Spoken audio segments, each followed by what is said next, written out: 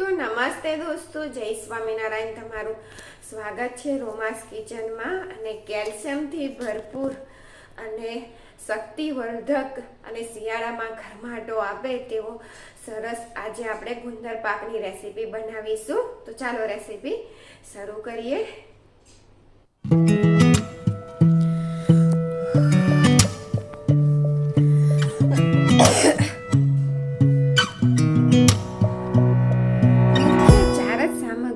બનતી ગુંદર પાકની રેસીપી।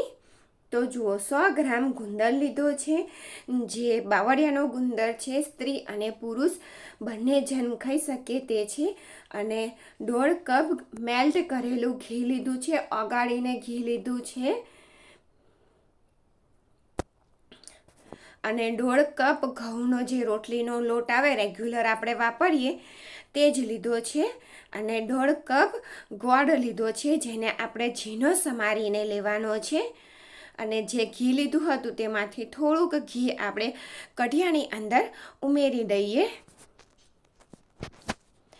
ઘી ગરમ થાય એટલે તેની અંદર ગુંદર ઉમેરી અને આ રીતે ઝારાથી તમે સહેજ હલાવશો ને એટલે ગુંદર એકદમ સરસ ફૂલી જશે। ધાણી કેવી ફૂટે છે ફૂલીને, એ રીતની સરસ એકદમ ફૂલી જશે ગુંદર।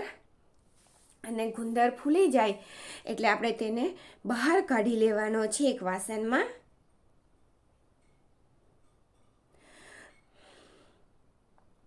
તો બધા ગુંદરને આ રીતે ફૂલાવી લેવાનો। અને તે જ ઘી વધ્યું છે એની જ અંદર 1/4 કપ કાજુ, 1/4 કપ બાદામ,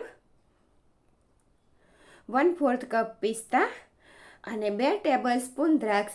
ડ્રાયફ્રૂટ તમારે જે રીતે નાખવું હોય તે ઓપ્શનલ છે, ના નાખવું હોય વધારે ઓછું જે રીતનું તમારે નાખવું હોય તે રીતે તમારે નાખી લેવાનું અને ઉમેરી દેવાનું ને તેને હલાવતા જઈ અને તેને તળી લેવાનું છે। જુઓ, શેકી લેવાનું છે।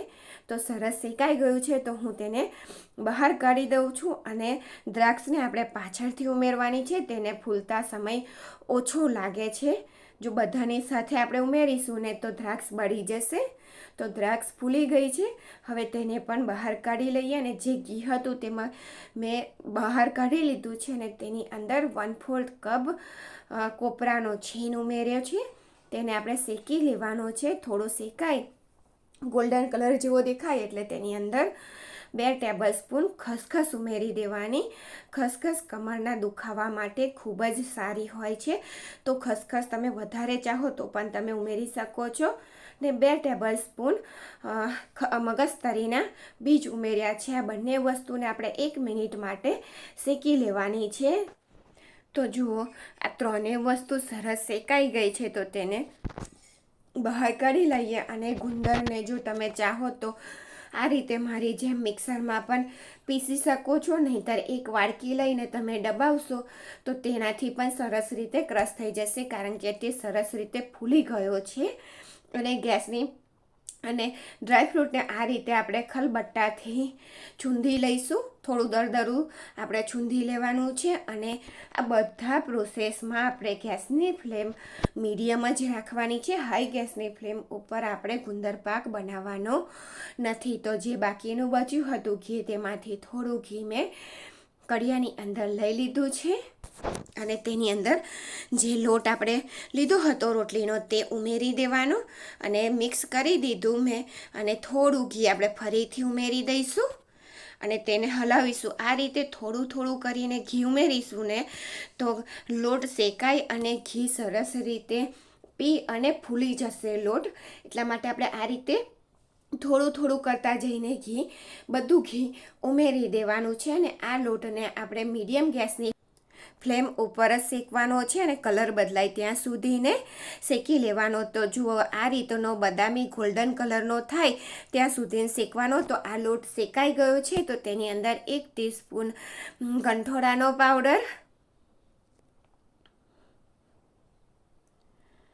અને 1 ટીસ્પૂન સૂંઠનો પાવડર એટલે કે સૂકા આદુનો પાવડર ઉમેરી દેવાનો અને ગેસની ફ્લેમ બંધ કરી દેવાની આ ઉમેરતી વખતે. અને બધી વસ્તુને સરસ રીતે મિક્સ કરી અને તેને કઢિયાને આપણે નીચે ઉતારી લઈશું અને અડધી મિનિટ માટે હલાવી લઈશું. વધારે નથી ઠંડુ કરવાનું, અડધી મિનિટ જ હલાવી. ની અંદર ઝીણો કટ કરેલો ગોળ ઉમેરી દેવાનો છે.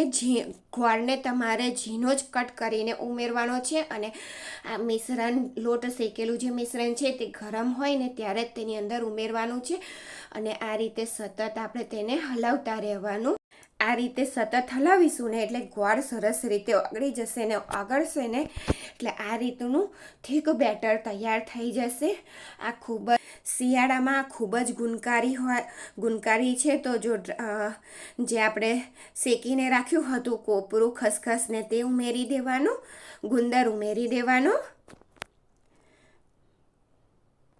અને ડ્રાય ફ્રૂટ ઉમેરી દેવાનો. અને જો ગુંદરના લાડુની રેસીપી ગમી હોય તો મારી ચેનલને લાઈક કરજો, શેર કરજો અને સબસ્ક્રાઈબ કરજો. અને આ બધી વસ્તુને આપણે સરસ રીતે મિક્સ કરી દેવાનું છે.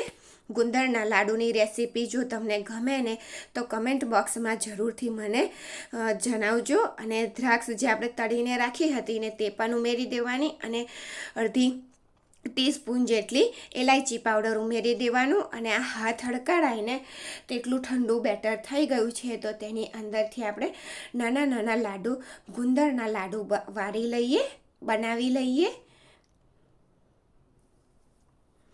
તો જુઓ આ રીતના નાના મોટા તમને જે રીતના ગમે તે રીતના ગુંદરના લાડુ બનાવી દેવાના. તો જુઓ ગુંદરના લાડુ બનીને તૈયાર છે, જે શિયાળામાં ખૂબ જ ગુણકારી છે. શક્તિવર્ધક ગુણકારી ગુંદરના લાડુ બનીને તૈયાર થઈ ગયા છે. તો થેન્ક યુ ફોર વોચિંગ.